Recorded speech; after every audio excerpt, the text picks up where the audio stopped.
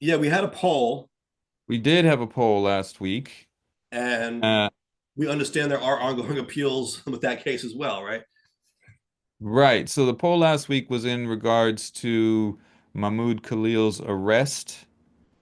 Um, he is a legal resident, green card holder in the United States. He's a Palestinian activist and a Columbia University graduate. He was detained by federal agents, and there's been threat of deportation, even though he hasn't committed any crime and he does have First Amendment protections. So our poll question was, should lawful residents who haven't been accused or convicted of a crime be eligible for deportation? Right. And so the results here were 91% said no, 9% said yes. Okay. Now, 90% saying they should not be eligible for deportation without having right, been accused or convicted of a crime. right, That makes right. sense. I fall on that side too, generally speaking. Although, Absolutely. well, yeah, I do. I was just trying to think of where there may be an exception to that. Like if someone is truly a danger to the US, but in that case, you would think you'd be able to find a crime to charge them with. Well, that you know what that idea may be answered or spoken to in this first comment here. So they give a two-part response. One, he's saying he doesn't think Mahmoud Khalil should be deported. But two, he thinks there are certain instances in which a non-citizen should be deported. For example, during the outbreak of the Second World War, where Congress passed several laws against non-citizens joining subversive organizations like the Nazi Party and the Communist Party. Sticky So I though. think It gets sticky. It gets it sticky. does. You know what I mean? Because we have that First Amendment. And like I said Right. last week, these are difficult issues to discuss sometimes because you don't want to come off as supporting someone joining the Nazi party or something like that. Right? We all consider these things to be deplorable groups and ideas and ideologies. But that's kind of what the First Amendment is. It protects people's ability to associate with people we may not like and agree with. Right. And the problem becomes like in this instance here, and actually there was someone who raised the question. He said the issue becomes defining what a subversive organization is. Who determines that? Right. And and what kind of bias would go into determining that? Exactly. And that's reminiscent of the discussion I've had with people in the UK, right? Where I'll say, well, you guys don't have freedom of speech in the UK. How do you feel about that? And they're like, well, what do you mean? Why is that even a problem? And I'll say, well, for example, people in the UK have been arrested for racism. That is not something that we kind of gel with in the US, right? That kind of goes counter to our understanding of what free speech is. In our country, we say that people have the right to say things like that or associate with people like that, even if we don't like it. But Right. they'll come back to me and they'll say, well, why would you want racism to be legal? Why would you want people to be allowed to be racist? And the answer really is it's very subjective. I mean, if you, at least in the US, right? People will call anything racist here. People will say you're racist against white people, or you're racist against people of color. You know what I mean? Like, for example, when it comes to DEI or affirmative action programs, there are going to be people who are mostly conservatives who will make the point or they'll posit the notion that that's racism against white people. And so, what would Yeah. you throw someone if you have a Republican administration who believes in that? Would you then start throwing people in prison who support affirmative action or DEI programs? You know what I mean? There's a high level of subjectivity, I think, at least in the US, around how we Right. talk about and view these things.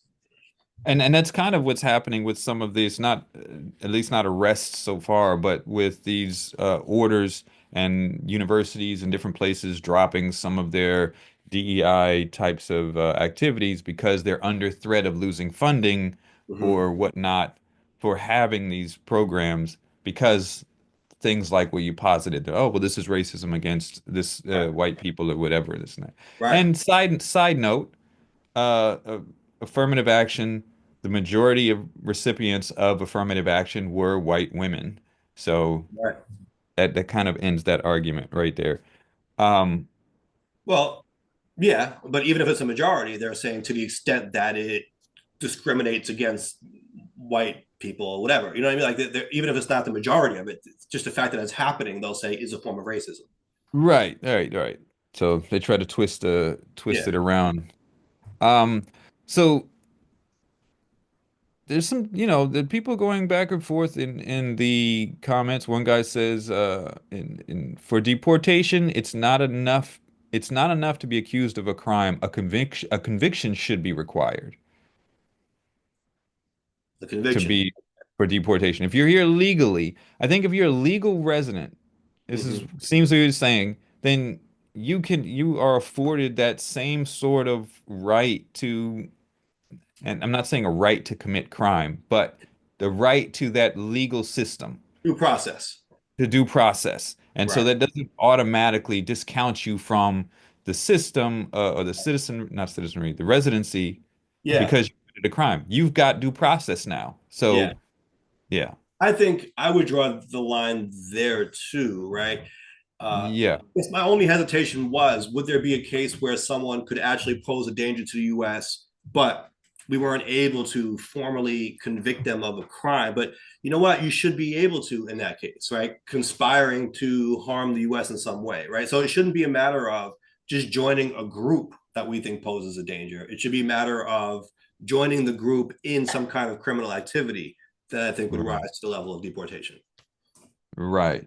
I mean, because what happens is if we're just going after people like that, that are joining groups or speaking out in certain ways, then we're kind of going back to stuff like McCarthyism, Sure. like very extreme situate. We're going back to the ideology that thought the Japanese internment camps were okay.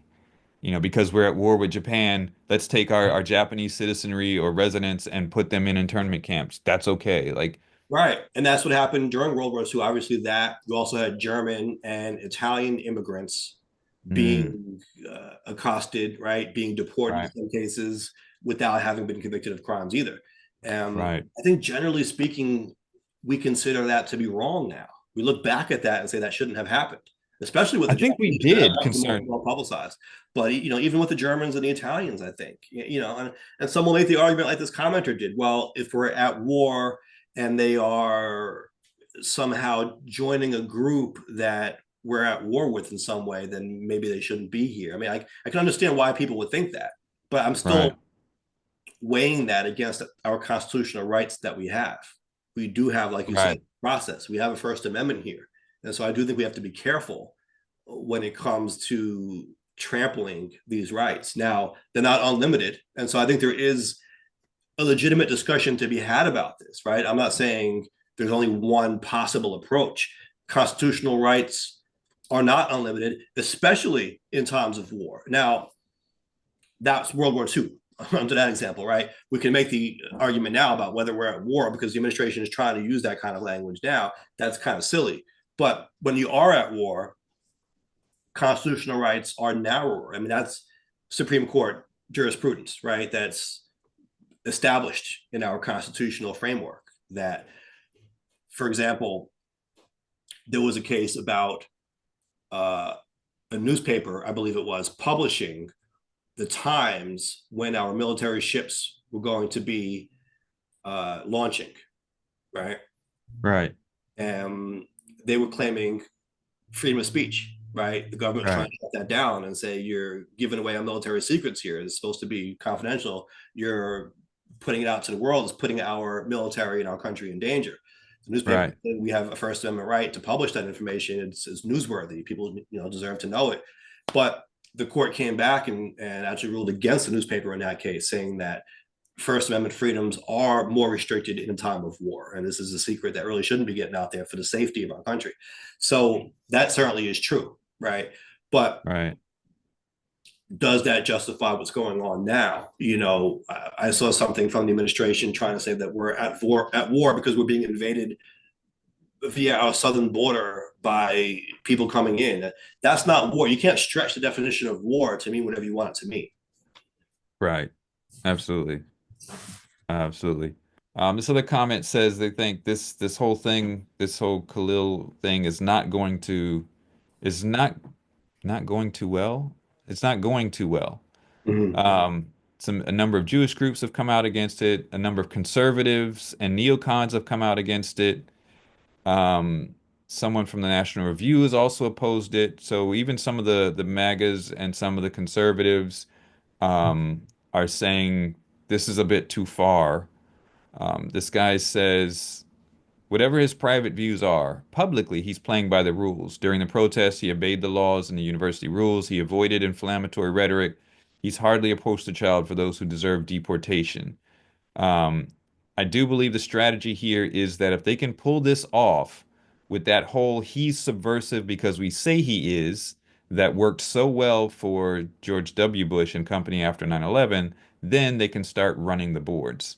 Right. And I think we kind of touched on how this could be just a one of the I think I referred last week to one of those things where you just poke at something to see if we can get it passed.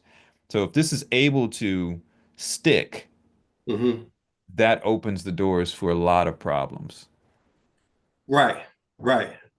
I agree. I agree. And that's why it's so important to fight it now, regardless of Right. our personal feelings on what he's saying or who he's allegedly associating with. It's just the principle of it again, right? Getting back to the ticket was $35. It's not about that. It's not about $35. It's about the Right. principle, right? So I Right. think you can say the same here that Yeah. we need to be standing up for constitutional rights and the rule of law and democracy, Yes. checks and balances, right? And all of these things. And so I think that's why these fights are so important. Yeah. So, and people are trying to, I saw a post here, someone, they posted that we brought up last week that literature that was made from the Hamas media office. And they're Mm. saying this is literature that was distributed at rallies that were organized by Khalil. Now, I don't know if he organized them, but if I remember right, the news story we read last week that he attended, I don't know if it said he organized, but this said literature distributed at rallies organized by Khalil was produced by Hamas. That could be a sufficient violation to provide a legal basis for the revocation of his green card. Mm. I don't know if that would be, even if he did pass that out personally, Right. if that would still be cause for revocation and deportation. Like he's still free speech to do so. Right, right. And if you are trying to narrow constitutional rights on the grounds that we're at war, which by the way, we'll get to even where that comes from, which is kind of crazy because I touched on that last week too. But if that's the rationale here, you still have to be careful about what war you're speaking of. So we said it was a flimsy rationale to talk about being invaded at the southern border. But even if that's what you're going with, that has nothing to do with Hamas, right? Right. So deporting someone who has allegedly some kind of ties to Hamas because you're trying to protect the U.S. in a time of war. Well, what war? The war on our southern border. What does that have to do with Hamas? So how are Right. you using that to justify narrowing his constitutional right in that particular case? Right. We're Say not that at in all war. cases now we can just deport whoever we want because of that war that you just say that we're in. Right. We're not at war with Hamas. We're not at war in that region. Right. So, yeah, very it's a very trying time.